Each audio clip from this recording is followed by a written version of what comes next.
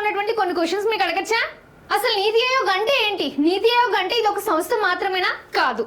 నీతి ఆయోగ్ అనేది ఇది భారతదేశం యొక్క రూపురేఖలను మార్చేటువంటి ఒక థింక్ ట్యాంక్. ఇంతకీ నీతి అంటే ఏంటి తెలిస్తే కామెంట్ చేయండి. ఈరోజు టాపిక్ అనేది మీకు అర్థమైందా? ఇండియన్ ఎకనామీ, భారతదేశం యొక్క ఆర్థిక వ్యవస్థ గురించి మనం ఇవాళ డిస్కస్ చేయబోతున్నాం. ఇందులో కొన్ని క్వశ్చన్స్ అనేది ఇప్పుడు మనం తెలుసుకుందాం. మీకు ఆన్సర్స్ తెలిస్తే కింద కమెంట్ బాక్స్ లో కమెంట్ చేయండి. ఇంకా ఎవరైతే కోర్స్ తీసుకునే ఆస్పిరెంట్స్ ఉన్నారో ఒక్కసారి యాప్ ని విజిట్ చేయండి. మీకు నచ్చినటువంటి కోర్స్ ని మీరు తీసుకోండి. ఓకే, సో ఫస్ట్ క్వశ్చన్ మనం డిస్కస్ చేద్దాం. సో ఫస్ట్ క్వశ్చన్, నీతి ఆయోగ్ అధికారికంగా ఏ తేదీన దీన్ని స్థాపించడం జరిగింది? ఏంటి అడిగారు ఇక్కడ? నీతి ఆయోగ్ అనేది అధికారికంగా ఏ డేట్ న దీన్ని ఎస్టాబ్లిష్ చేయడం జరిగింది అని అడిగారు. 4 options: January 1st, 2014, August 15, 2014, January 1st, 2015 and April 1st, 2015 ఉంది. April 1st అనేది మనకి జనరల్ గా ఏమవుతుంది? ఆర్థిక సంవత్సరం అనేది ప్రారంభం ఎప్పటి నుంచి మనకి చేస్తారు? April 1st అయితే చేస్తారు. అయితే ఇదేమైనా నీతి ఆయోగ్ దీనికి ఏమైనా సంబంధం ఉందా? లేదు. కాబట్టి ఇది wrong answer. And January 1st, 2014 ఇప్పటికి ఈ యొక్క టైం 2014 కంటే ఇంకా అసలు పాత ప్రణాళిక అనేది సంఘం మాత్రమే ఉనికిలో ఉంది. ఇంకా ఈ యొక్క నీతి ఆయోగ్ అనేది అప్పటికి రాలేదు. కాబట్టి ఇది కూడా కాదు. అండ్ August 15, 2014 ఇది ప్రధాని మోదీ అయినటువంటి ప్రణాళిక సంఘంని రద్దు చేసి అండ్ ఎర్రకోట యొక్క ప్రసంగం ద్వారా ఇది ప్రకటించినటువంటి రోజు ఎప్పుడు అంటే August 15, 2014 అనమాట. అండ్ మరి ఆన్సర్ ఏంటి అంటే January 1st, 2015 అనేది సరైన సమాధానం. ఈ యొక్క ప్రణాళిక సంఘం అనేది స్థానంలో నీతి ఆయోగ్ అధికారికంగా ఏర్పడినటువంటి రోజు ఎప్పుడు అంటే January 1st, 2015 అని మనం చెప్పొచ్చు. ఓకే, సో ఆన్సర్ అర్థమైందా? నీతి ఆయోగ్ అనేది ఎప్పుడు అధికారికంగా ఎప్పుడు దీన్ని ఎస్టాబ్లిష్ చేశారు అంటే January 1st, 2015. Okay, and second question చూడండి. మొదటి పంచవర్ష ప్రణాళిక ఏ ఆర్థిక నమూనాపై ఆధారపడింది అని అడిగారు. ఏంటి? ఏ ప్రణాళిక? మొదటి పంచవర్ష ప్రణాళిక. ఓకే, సో మొదటి పంచవర్ష ప్రణాళిక అనేది ఎప్పుడు, దాని యొక్క నమూనా అనేది ఎప్పుడు దేనిపైన ఆధారపడింది అని అడిగారు. 4 ఆప్షన్స్ కనుక మనం ఇక్కడ చూసినట్లయితే మీ యొక్క ఆన్సర్ అనేది కమెంట్ చేయండి. ఓకే, సో ఫస్ట్ క్వశ్చన్ చూడండి, మహల్నోబిస్. సో ఈ యొక్క మహల్నోబిస్ అనేది ఏంటి అంటే భారీ పరిశ్రమలు అనేది అభివృద్ధిలోనికి దాని యొక్క ప్రాధాన్యతని వాళ్ళు ఇంపార్టెన్స్ అనేది దానికి ఇస్తూ రెండవ పంచవర్ష ప్రణాళిక అనేది ఎప్పుడు 1956 నుంచి 61 కోసం వాడినటువంటి నమూనా ఏది అంటే ఈ యొక్క మహల్నోబిస్ అనేది ఎప్పుడు 1956 to 61. Okay, and second one చూడండి, హరోడోమస్. ఈ యొక్క హరోడోమస్ అనేది వ్యవసాయం అదే విధంగా పొదుపు ద్వారా చేసినటువంటి వృద్ధి సాధించడం కోసం మొదటి పంచవర్ష ప్రణాళిక అనేది ఏర్పాటు చేయడం జరిగింది. అయితే ఇది ఎప్పుడు నమూనాలో ఉంది అంటే ఇది కూడా సేమ్ 1956 కదా. ఇది 1951 నుంచి 56 వరకు అనమాట ఈ యొక్క నమూనా అనేది. ఓకే, సో ఆన్సర్ ఏంటి అంటే హరోడోమస్ is the correct answer. And third one చూడండి, గార్జిల్. ఈ యొక్క గార్జిల్ అనేది ఏంటి అంటే రాష్ట్రంలో ఉన్నటువంటి ప్రణాళికలను కేంద్ర సహాయాన్ని అంటే వాటి యొక్క నిధులు అనేవి ఇస్తాయి కదా, ఆ నిధులను పంపిణీ చేయడం కోసం 3వ అండ్ 4వ 2 ప్రణాళికలను కూడా వాడినటువంటి సూత్రం ఏంటి అంటే ఈ యొక్క గాడ్గిల్.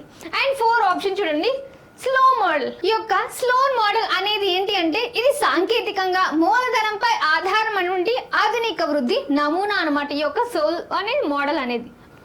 అండ్ నెక్స్ట్, భారతదేశంలోని ప్రణాళిక సెలవు అంటే ప్లాన్ హాలిడే యొక్క ఖచ్చితమైనటువంటి కాలం అనేది ఏది అని అడిగారు. 4 options: 1950, 1961 to 64, 1966 to 1969 and 1978 to 80, 1990 to 92. So ఏది పర్ఫెక్ట్ ఆన్సర్ అనేది చెప్పాలి. సో ఇక్కడ చూడండి 1990 to 92 ఉంది. అంటే ఇదేంటి? ఆర్థిక అండ్ రాజకీయ సంక్షోభం వల్ల వార్షిక ప్రణాళికలు వేసినటువంటి ఇది, కాబట్టి ఇందులో అయితే పిలవరు అనమాట. అండ్ 1978 to 1980 ఉంది. ఇక్కడ రోలింగ్ ప్లాన్ అనేది అంటే కంటిన్యూస్ గా ఈ యొక్క ప్రణాళిక అంటారనమాట దీన్నైతే. అండ్ 1966 to 1969 అయితే ఇక్కడ ఇదే ఆన్సర్. ఓకే, ఈ యొక్క 1966 అనేది యుద్ధాలు అండ్ కరువు వలన ఈ యొక్క పంచవర్ష ప్రణాళికలు వేలేక ఈ యొక్క 3వ పంచవర్ష ప్రణాళిక అనేది అమలు చేసినటువంటి కాలం ఏది అంటే ఇది 1966 టు 1969 అనేది. ఓకే, అండ్ 1961 టు 64 ఉంది. మరి ఇదేంటి, ఇది మూడవ పంచవర్ష ప్రణాళిక 1961 టు 66 అమల్లో ఉన్నటువంటి కాలం అనమాట. ఓకే, సో ఆన్సర్ అనేది option 2 is the correct answer. And next fifth one, NITI Aayog. So నీతి ఆయోగ్లో ఇందాక అడిగాను కదా, సో నీతి ఆయోగ్లో నీతి అంటే ఏంటి? 4 ఆప్షన్స్ ఉన్నాయి చూడండి.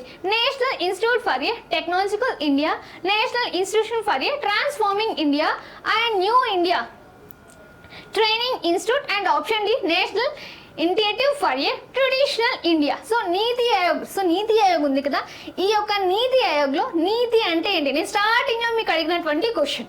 Okay, so answer is option B national institute for a transforming India. అంటే భారతదేశ అభివృద్ధిని సమూలంగా ఇది మార్చడం కోసం అనమాట, ట్రాన్స్ఫార్మింగ్ చేయడం కోసం అనమాట. దీని యొక్క ముఖ్య ఉద్దేశం అనేది ఇదే. అంటే దాన్ని ఏం చేయడం కోసం? మార్చడం కోసం, అభివృద్ధి చేయడం కోసం అనమాట. Okay, so answer is option B అనేది correct answer. And next sixth one చూడండి. రెండవ పంచవర్ష ప్రణాళికలోని ఏ రంగానికి అత్యున్నతమైనటువంటి ప్రాధాన్యతని ఇవ్వడం జరిగింది అని అడిగారు. ఓకే, సో అగ్రికల్చర్ కా and heavy industries and education and population control, దేనికి ఇవ్వడం జరిగింది ఎక్కువ ఈ యొక్క రెండవ పంచవర్ష ప్రణాళిక అనేది? ఓకే, ఎస్, అగ్రికల్చర్ కా కాదు, దేశంలోని ఆహార కొరతను తీర్చడం కోసం ఈ యొక్క మొదటి పంచవర్ష ప్రణాళికలోని వ్యవసాయానికి ప్రథమ ప్రాధాన్యత అనేది ఇచ్చారు, కాబట్టి ఇది కాదు. అండ్ ఆప్షన్ బి అనేది చూడండి, హెవీ ఇండస్ట్రీస్.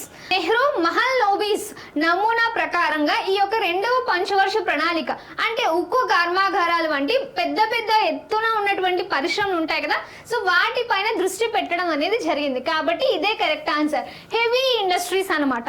అండ్ మరి ఎడ్యుకేషన్ ఉంది కదా, మరి ఎడ్యుకేషన్కి ఇవ్వలేదా అంటే ఎస్, విద్య అండ్ సామాజిక సేవలు అన్ని ప్రణాళికల్లో కూడా నిధులు అనేవి ఇచ్చిన 8వ పంచవర్ష ప్రణాళికలోని దీనికి కొంచెం ఎక్కువ ప్రాధాన్యత అనేది ఇందులో లభించింది.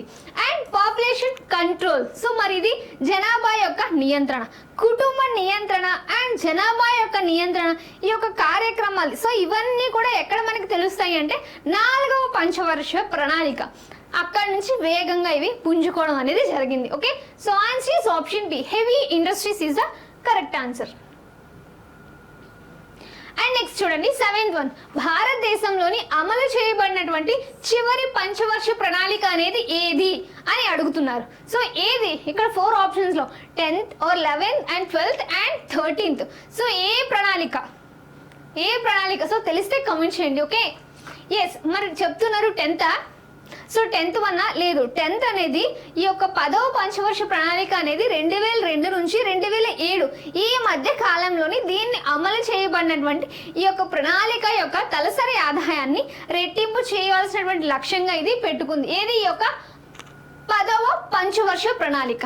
మరి ఆప్షన్ బి ఉంది చూడండి, 11th పంచవర్ష ప్రణాళిక. మరి ఇది 2007 నుంచి 2012 ఈ మధ్య కాలంలోని చాలా ఫాస్ట్గా, వేగవంతంగా అండ్ దీని యొక్క సమ్మిళమైనటువంటి వృద్ధిని ఇది దాని యొక్క లక్ష్యాన్ని ఛేదించడం కోసం ఈ యొక్క 11th పంచవర్ష ప్రణాళిక అనేది ముందు అడుగు వేయడం జరిగింది. మరి రిమైనింగ్ చూడండి 12th ప్రణాళిక ఉంది. ఓకే, సో ఇది పర్ఫెక్ట్ ఆన్సర్. ఇది 12వ పంచవర్ష ప్రణాళిక. ఇది ఎప్పుడు 2012 టు 2017 ఈ టైంలో ఉన్నటువంటి ప్రణాళిక. ఇది చివరి పంచవర్ష ప్రణాళిక. నెక్స్ట్ 13th ప్లాన్ అనేది పంచవర్ష ప్రణాళిక 2015లోని ఈ యొక్క నీతి ఆయోగ్ అనేది ఏర్పడింది. ఇంకా ఏమవుతుంది? ఈ యొక్క పంచవర్ష ప్రణాళిక అనేది ఇక్కడతో క్లోజ్ అయిపోయింది. సో ఇది ఇంకా రాదనమాట, ఇక్కడతో మనకి క్లోజ్ అయిపోయింది. అయితే దీని యొక్క టైం అనేది, గడువు అనేది ఎప్పుడు 2002 to 2007 ఈ యొక్క 10th పంచవర్ష ప్రణాళిక. మరి 11th 2007 నుంచి 2012 అనమాట. అండ్ మరి 12th ఉంది కదా, 12th కూడా 2012 నుంచి స్టార్ట్ అవుతుంది 2017 వరకు, 2012 to 2017. Okay, so 7 is a complete, 12th అనేది correct answer. And next 8th one, నీతి ఆయోగ పదవీ రీత్యా అధ్యక్షుడిగా ఎవరు ఉంటారు అని ఇక్కడ అడిగారు చూడండి. ఫోర్ ఆప్షన్స్: భారత రాష్ట్రపతి, ఆర్థిక మంత్రి, ప్రధానమంత్రి అండ్ ఉపరాష్ట్రపతి. సో ఎవరు ఉంటారు? ఓకే, సో ఎవరు ఉంటారు? ఆన్సర్ చేయాలి. Do it. Yes, the correct answer is option B. ఎవరు ఉంటారు? ప్రైమ్ మినిస్టర్ ఉంటారు, ప్రధానమంత్రి ఉంటారు. ఈ యొక్క పదవీ రీత్యా ఎక్స్ ఆఫీసో నీతి ఆయోగ్ దాని యొక్క నేతృత్వంలోని వహించినటువంటి అత్యున్నత అధికారి ఎవరు? ఈయనే. ఎవరు? ప్రధానమంత్రి.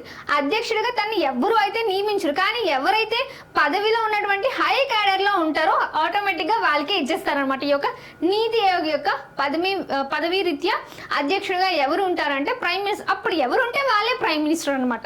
Okay, and vice president. So remaining వీళ్ళు ఎవరు కూడా కాదు. అండ్ ఇప్పుడు వైస్ ప్రెసిడెంట్ ఉన్నారు కదా, తను రాజ్యసభకు చైర్మన్ గా తను వ్యవహరించడం అనేది జరుగుతుంది. అయితే ఈ యొక్క ఆర్థిక మంత్రి, ఫైనాన్స్ మినిస్టర్, నీతి ఆయోగ్ లోని మొత్తం 4 ఉంటారు ఎక్స్ ఆఫీసర్స్. అంటే ఒకరు మాత్రమే ఆర్థిక సలహాలు అనేది ఒక్కరిగా ఉండి అందులో వాళ్ళకి ఏమైనా క్వశ్చన్స్ కానీ క్వారీస్ కానీ ఏమైనా ఉంటే వాళ్ళకి సజెషన్స్ అనేది ఇస్తారనమాట ఈ యొక్క ఆర్థిక మంత్రి. అండ్ ఆప్షన్ ఏ చూడండి, భారత రాష్ట్రపతి. తను దేశ ప్రథమ పౌరుడు అండ్ రాజ్యాంగబద్ధమైనటువంటి అధిపతి. కానీ నీతి ఆయోగ్ లో దానికి ఎలాంటి ఇది అనేది ఉండదు. సో ఇది కూడా కాదు. So option C is the correct answer. ఎవరు ఉంటారు? ప్రైమ్ మినిస్టరే ఉంటారు. Okay, and next 9th one చూడండి. సో రోలింగ్ ప్లాన్ భావన్ను ఏ ప్రభుత్వం ప్రవేశపెట్టడం జరిగింది అని అడిగారు. ఓకే, ఇందాక ఆల్రెడీ చెప్పాను, మళ్ళీ మీకు ఇక్కడ వచ్చింది.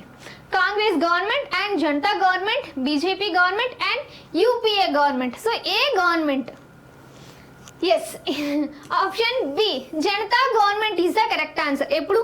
1978లో. ఓకే, సో ఇప్పుడు 1978లోని మొరార్జీ దేశాయ్ వాళ్ళు ఉన్నటువంటి నేతృత్వంలో 5వ ప్రణాళికను వాళ్ళు రద్దు చేసి ఈ యొక్క రోలింగ్ ప్లాన్ అనేది వీళ్ళు ప్రవేశపెట్టడం జరిగింది. దేని యొక్క జనతా గవర్నమెంట్ అనేది. మరి కాంగ్రెస్ గవర్నమెంట్ కూడా ఉంది కదా, మరి దేనికి మేడం అంటే ఈ యొక్క పంచవర్ష ప్రణాళికలన్నింటినీ కూడా వాళ్ళు రూపొందించి ఎప్పుడు 1980లోనే వీళ్ళు అధికారంలోకి రాగానే ఈ యొక్క రోలింగ్ ప్లాన్ ని రద్దు చేయడం జరిగింది. ఓకే, ఎప్పుడు దీన్ని రద్దు చేశారు అంటే 1980లో. అండ్ బీజేపీ గవర్నమెంట్ ఉంది, ఇది 2015లోని నీతి ఆయోగ్ను ప్రవేశపెట్టి మొత్తం ప్రణాళికలు మొత్తాన్ని కూడా ఇక్కడ చేంజ్ చేయడం జరిగింది. మరి యూపీఏ గవర్నమెంట్ ఉంది కదా, డాక్టర్ మన్మోహన్ సింగ్ ఆయన నేతృత్వంలోని 10వ అండ్ 11th పంచవర్ష ప్రణాళికలను అయితే అమలు చేస్తుంది ఎవరు అంటే ఈ యొక్క UPA government. Okay, so answer is option B, Janata government is the correct answer. And next 2016 నాటికి నీతి ఆయోగ్ ఉపాధ్యక్షుడిగా ఎవరు ఉన్నారు? ఆల్రెడీ మనం డిస్కస్ చేసాం. అండ్ రిమైనింగ్ మళ్ళీ చెప్పండి. ఓకే, సో ఎవరు ఉన్నారు? Suman Bery and option B Subrahmanyam and option C Arvind Panagariya and option D Rajiv Kumar. So ఎవరు ఉన్నారు ఆ టైంలో? ఎవరు ఉన్నారు ప్రస్తుతానికి? ఇప్పుడు ఎవరు స్టిల్ ఉన్నారు చెప్పండి. Yes, the correct answer is option B Suman Bery. ఈయన ఎప్పుడు తన యొక్క దీంట్లోకి రావడం జరిగింది అంటే ఇప్పుడు ప్రస్తుతానికి ఉన్నటువంటిది ఎవరు అంటే ఈ యొక్క సుమన్ బేరీ. తను ప్రస్తుతం నీతి ఆయోగ్ తను ఉపాధ్యక్షుడిగా తను వ్యవహరించడం జరుగుతుంది. ఎప్పుడు? తను మే 2022 తను అప్పుడు ఇందులోకి రావడం జరిగింది. అండ్ రిమైనింగ్ చూడండి. నెక్స్ట్ చూడండి, సుబ్రహ్మణ్యం గారు ఉన్నారు. నీతి ఆయోగ్ రోజువారీ యొక్క పరిపాలనను పర్యవేక్షించినటువంటి చీఫ్ ఎగ్జిక్యూటివ్ ఆఫీసర్ అంటే ఎవరు? తను సిఇఓ అనమాట. ఓకే, సో తను నీతి ఆయోగ్ సిఇఓగా తను వ్యవహరించడం జరిగింది. ఎవరు? తను సుబ్రహ్మణ్యం గారు. అండ్ అరవింద్ పనగారియా, మరి ఇతను 2015లోని నీతి ఆయోగ్ స్థాపించినప్పుడు ఈ సంస్థకు తను ఫస్ట్ ఉన్నటువంటి ఉపాధ్యక్షుడిగా వ్యవహరించింది ఎవరు అంటే ఈ యొక్క Panagariya.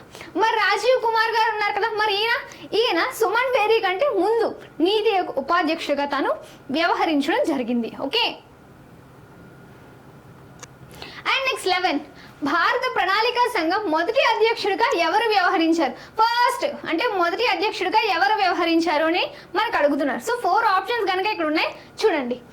Doctor Rajendra Prasad and Jawaharlal Nehru and Gulzarilal Nanda and Ambedkar, BR Ambedkar గారు. సో ఎవరున్నారు? ఇందాకే చెప్పాను. ఏమని చెప్పాను? జవహర్లాల్ నెహ్రూ భారతదేశ మొదటి ప్రధానమంత్రి అండ్ పదవీ రీత్యా ప్రణాళిక సంఘానికి తొలి అధ్యక్షుడిగా ఎవరు వ్యవహరించారు అంటే జవహర్లాల్ నెహ్రూ గారు. Okay, so answer option B అనేది correct answer. Thank you everyone. ఇలాంటి మరెన్నో అప్డేట్ వీడియోస్ కోసం మన ఛానల్ని లైక్ చేయండి, షేర్ చేయండి అండ్ సబ్స్క్రైబ్ కూడా చేసుకోండి. ఇంకా ఎవరైతే కోర్స్ తీసుకున్నటువంటి ఆస్పిరెంట్స్ ఉన్నారో ఒక్కసారి యాప్ని విజిట్ చేయండి. Okay, so thank you.